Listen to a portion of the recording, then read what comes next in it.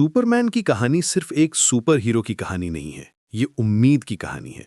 उस उम्मीद की जो हर इंसान के अंदर छुपी होती है। जब 1938 में जेरी सीगल और जो शूस्टर ने सुपरमैन को बनाया था, तो दुनिया एक अंधेरे दौर से गुजर रही थी। ग्रेट डिप्रेशन का असर अभी भी था और वर्ल्ड वॉर की आहट सुनाई दे रही थी। लोगों को किसी ऐसे की जरूरत थी जो उनकी रक्षा कर सके, जो उनके लिए खड़ा हो सके।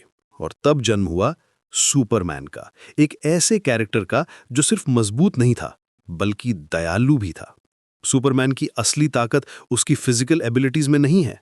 उसकी असली ताकत है उसका चॉइस, हर दिन अच्छाई को चुनने का चॉइस। क्लार्क केंट एक ऑर्डिनरी आदमी है जो एक्स्ट्रा ऑर्डिनरी काम करने का फैसला करता है। यही तो हम सभी के अंदर है ना? हम सभी के पास चॉइस है कि हम कैसे जीना चाहते हैं। देखिए, सुपरमैन का सिंबल, वो एस जो उसके चेस्ट पर है, वो सिर्फ सुपरमैन के लिए नहीं है। क्रिप्टॉन की भाषा में इसका मतलब है होप, उम्मीद। और यही तो सुपरमैन की सबसे बड़ी देन है दुनिया को, उम्मीद कि चीजें बेहतर हो सकती हैं, कि कोई है जो हमारी परवाह करता है। लेकिन सवाल यह है कि क्या हम सभी के अंदर सुपरमैन बनने की क्षमता है? क्या हर कमजोर दिखने वाला इंसान एक्चुअली में मजबूत हो सकता है?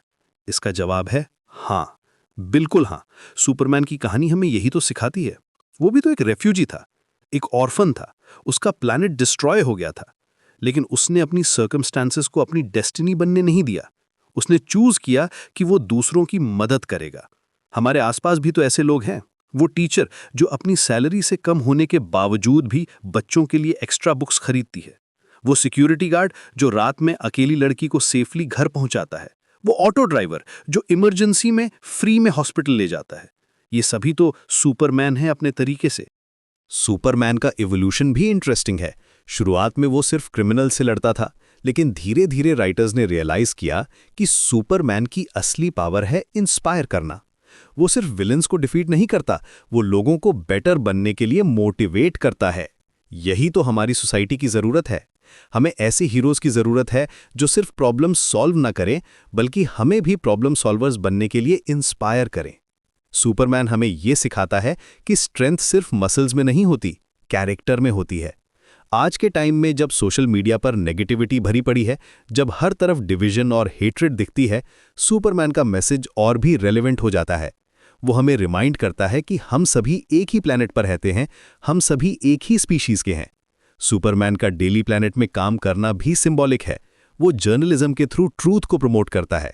आज के फेक न्यूज़ के ज़माने में ये मैसेज कितना इंपॉर्टेंट है। ट्रूथ और जस्टिस के लिए खड़ा होना, यही तो सुपरमैन का कोर है। हर बार जब सुपरमैन किसी को बचाता है, वो सिर्फ उस एक पर्सन को नहीं बचाता, वो पूरी ह्यूमैनिटी को मैसेज देता है कि लाइफ वैल्यूएबल है, कि हर इंडिविजुअल मैटर करता है, चाहे वो कितना भी छोटा हो या कमज़ोर हो। सुपरमैन की कहानी हमें यह भी सिखाती है कि पावर के साथ रिस्पॉन्सिबिलिटी आती है, लेकिन ये रिस्पॉन्सिबिलिटी बर्डन नहीं है, ये प्रिविलेज है। दूसरों की मदद कर पाना, उनकी लाइफ में पॉजिटिव डिफरेंस ला पाना, ये तो सबसे बड़ी खुशी है।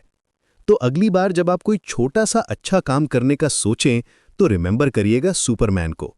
आप भी किसी के लिए होप बन सकते हैं, आप भी किसी के सुपरमैन बन सकते हैं, क्योंकि असली सुपरमैन केप पहनने से नहीं बनता, अच्छाई चूज करने से बनता है।